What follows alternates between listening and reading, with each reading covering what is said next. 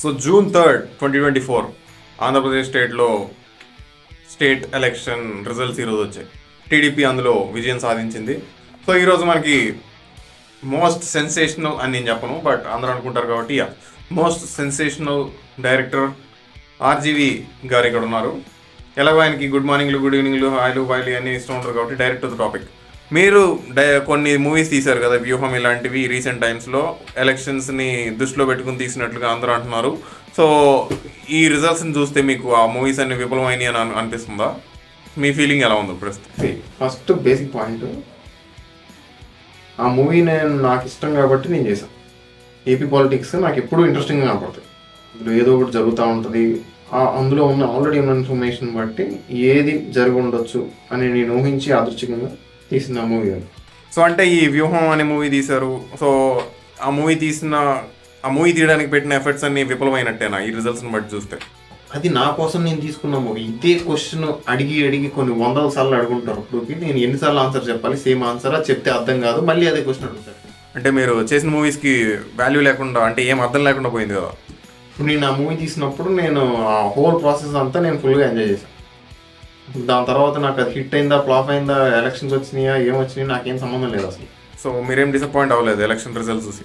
అసలు ఈరోజు రిజల్ట్స్ అని మీరు ఇప్పుడు చెప్పేదాకా నాకు తెలియదు యాక్చువల్లీ. సో కొంతమంది మిమ్మల్ని పేటిఎం కుక్క అది ఇది అని అంటూ ఉంటారు. సో వాటి మీద మీ రెస్పాన్స్ ఏంటి? కుక్క అంటే తెలుసు, ఈ పేటిఎం కుక్క ఏంటి అంటే కుక్కకి మెల్లో పేటిఎం ట్యాగ్ ఏమైనా ఉంటుందా? అంటే గూగుల్ పే, ఫోన్పే కుక్కలు ఏమైనా డిఫరెంట్ ఉంటాయా? వేరే ఏమైనా ఉన్నాయా? లేదు. అంటే పేటిఎంలో మీకు వైసీపీ వాళ్ళు మనీ సెండ్ చేస్తే ఇలాంటి మూవీస్ చేస్తున్నారు అని, టెక్నికల్గా పేటిఎం నుంచి వాళ్ళు ప్రొడ్యూస్ చేస్తున్నారు ఎవరికి తెలియకుండా అని. నేను ఒకళ్ళు మనీ సెండ్ చేస్తే మూవీ తీయను, నాకు తీయాలనిపిస్తే నేను తీను.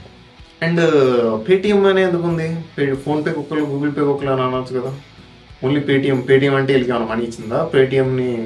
పేటిఎం బ్రాండ్ నేమ్ ఏమైనా ప్రమోట్ చేస్తున్నారు? అది జనరల్గా యూజ్ చేసే టర్మ్ మాత్రమే, అంతే అందులో.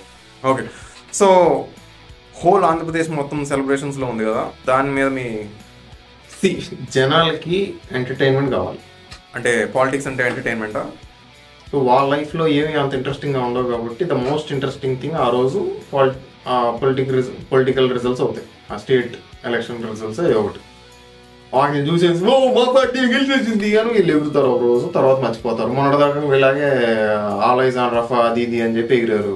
తర్వాత ఇప్పుడు ఇది వచ్చింది, అది మర్చిపోయారు. మళ్ళీ ఇంకో తర్వాత ఐపీఎల్ పీపీఎల్ అవుతుంది, దాన్ని బట్టి వెళ్ళిపోతారు.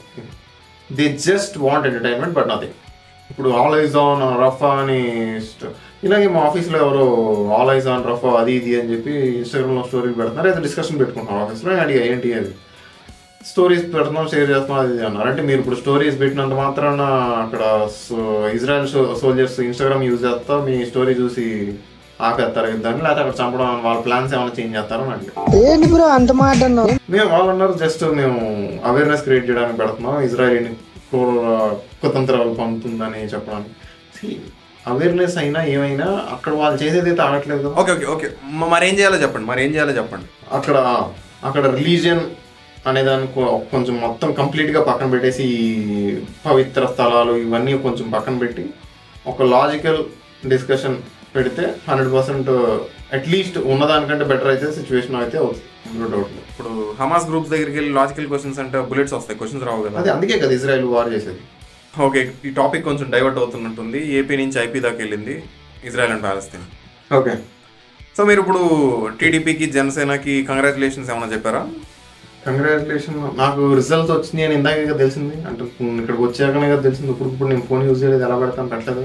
అది నేను పెడతాను వెళ్ళాక, ఇప్పుడు ఇంటర్వ్యూ అయిపోయాక వెళ్ళి ప్రైవేట్గా పెట్టుకుంటాను. ప్రైవేట్గా ఎందుకు, పబ్లిక్గానే చెప్పచ్చు కదా. నా ఇష్టం అండి, అది ప్రైవేట్గానే పెడతాను. Okay right. సో మిమ్మల్ని అంత ఎక్కువగా ఇరిటేట్ చేయకుండా ఈ ఇంటర్వ్యూని ఇప్పటికే ముగించేద్దాం. Maybe this is the shortest interview that you have ever did I guess. Maybe.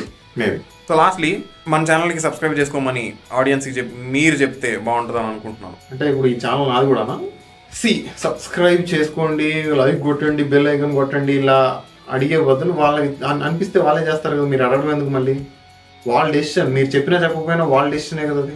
So అందులో there is no point in asking or begging for subscriptions and etcetera.